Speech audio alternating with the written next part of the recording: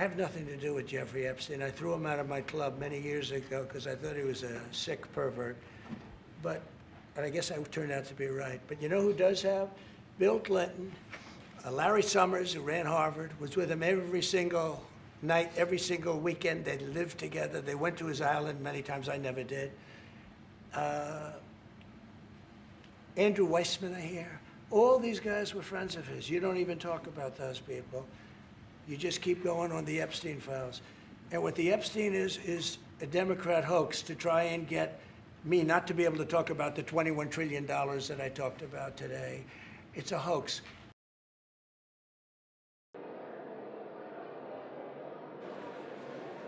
On this vote, the yeas are 427, the nays are 1. 2/3 being in the affirmative, the rules are suspended, the bill is passed, and without objection, the motion to reconsider is laid on the table.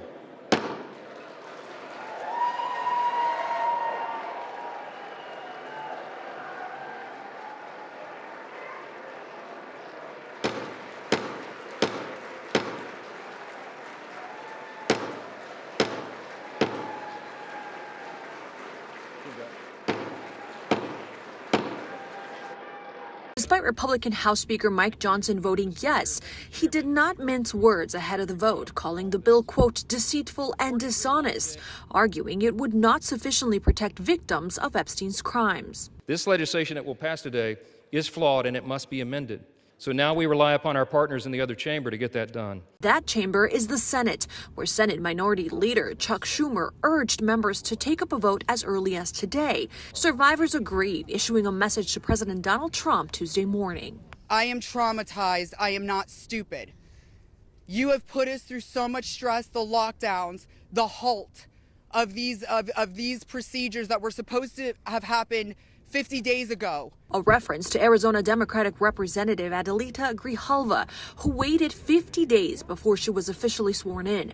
She was the decisive 218th member in support of the discharge petition to force a House vote on the release of the Epstein case files. The survivors are the ones who want this bill. And of course it protects the victims because we worked with the survivors in drafting the bill. President Trump said he'll sign the bill if Congress passes it, even though to this day he calls the issue a, quote, Democratic hoax. I'm Maribel Gonzalez reporting. Yeah, Dee, tonight we really saw a rare moment here on Capitol Hill where the wheels of government moved quite swiftly. The bill now heading to the president's desk. If and when signed, that law would force the Justice Department to publicly release its files on the late convicted sex offender. Just hours after the House vote, senators agreed to approve it unanimously, skipping a formal roll call. Now we can move on from the issue. The president will sign the bill, and presumably the documents will be released, and the American people can make up their minds. We have to make sure that all of the documents are released, that there are no games. We know there's a corrupt Justice Department. We know that Bondi and Kash Patel do just what the president asks and wants. For survivors of Epstein's abuse, passage of this bill was a watershed moment, really, in a years-long fight searching for accountability. We have not been heard for so long, and I think the power of being heard and being recognized and being validated is incredibly healing.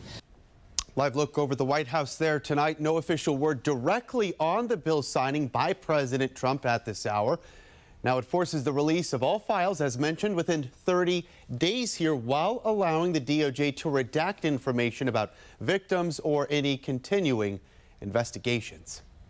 528 lawmakers in the House and Senate voted to release the Epstein documents after months of back and forth. The vote was nearly unanimous in both chambers. The only vote against coming from Louisiana Representative Clay Higgins. When asked why, he said it was for privacy concerns. Taking to X today, the congressman wrote, we've got it pulled up right here, the bill abandons 250 years, he says, of criminal justice procedure in America, adding there were a release of the documents on this scale stands to harm thousands of innocent people, including witnesses. I am traumatized. I am not stupid. And to the President of the United States of America, who is not here today, I want to send a clear message to you. I do understand that your position has changed on the Epstein files, and I'm grateful that you have pledged to sign this bill. I can't help to be skeptical of what the agenda is. My sister is not a political tool for you to use. And we keep getting asked this. What does justice mean, you ask? It starts with acknowledgement. This was me at 14 years old. I was a child. I was in 9th grade. I was hopeful for life and what the future had held for me. He stole a lot from me. I have a 14-year-old daughter myself, the same age I was. And when I look at her, I see the little girl I used to be, the one that no one protected. My greatest fear in this entire world is history repeating itself. Also developing this morning, President Trump calling on Americans not to lose focus as he says Democrats are using the Epstein case as a big distraction. Trump is expected to sign the Epstein measure approved by both the House and Senate yesterday. In a post online, he wrote, "I don't want Republicans to take their eyes off all of the victories that we've had, having created the hottest country anywhere in the world." The bill will order the Justice Department to release all unclassified materials related to Epstein and co-conspirator Ghislaine Maxwell that is not protected by the courts. Already tens of thousands of pages of documents have been released, so it's unclear if there will be any new information. As far as the Epstein files is, I have nothing to do with Jeffrey Epstein. I threw him out of my club many years ago because I thought he was a sick pervert. But I guess I turned out to be right. But you know who does have? Bill Clinton, Larry Summers, who ran Harvard, was with him every single night, every single weekend. They lived together. They went to his island many times. I never did. Now, I just got a little report, and I put it in my pocket, of all the money that he's given to Democrats. He gave me none, zero, no money to me. But he gave money to Democrats. And people are wise to your hoax. We're also monitoring the fallout for a Democratic Congressmember after records showed her communications with Jeffrey Epstein during a congressional hearing. A House vote to censure Virgin Islands delegate Stacey Plaskett failed by just 3 Republican votes last night. Lawmakers brought the resolution after Plaskett admitted she was texting with Epstein during the 2019 Michael Cohen hearing and that Epstein coached her on questions to ask. Those documents show that Delegate Stacey Plaskett, a sitting member of Congress, coordinated her questioning during an official oversight hearing with a man who is a convicted sex offender, a man whose crimes against minors shocked this entire nation. Let me be clear, this was just not casual contact. There were deliberate communications, and they shaped her official line of questioning in a congressional hearing. 3 Republicans voted with Democrats. Congressman Lance Gooden from Texas, Nebraska's Don Bacon, and Dave Joyce from Ohio. House Oversight Committee Chair James Comer has requested all of Epstein's banking documents while he was a resident in the U.S. Virgin Islands from the Attorney General there. Do you have concerns, Congressman, that the Justice Department's investigations that he's ordered into the Democrats who were named in these emails last week could be used as a justification for not releasing everything that the DOJ has?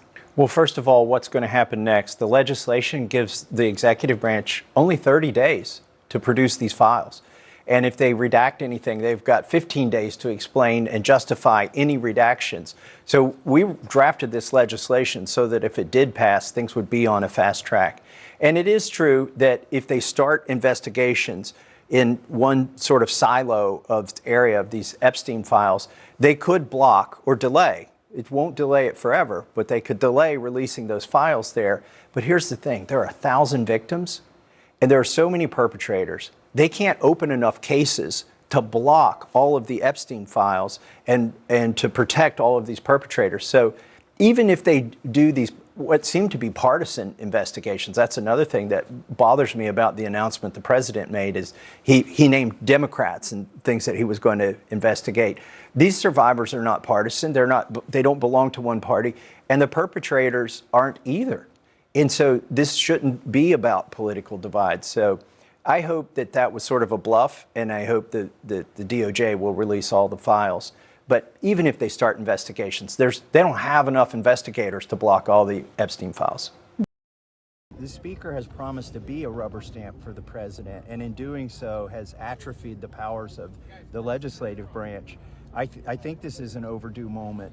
The Speaker was drugged to it kicking and screaming, but here we are, and it's not necessarily a rebalancing of the branches of government, but a rebalancing of the people against the executive branch or against the people who've controlled Congress. The people's voice is spoken, and the survivors have been compelling. If we can't fix this problem, which all the people want us to fix, I don't think we could fix any problems. If he had real concerns, he could have introduced his own legislation. Look, the reason they're in there debating this is we drug them kicking and screaming into it. They hated it. They've tried to stop it the whole time.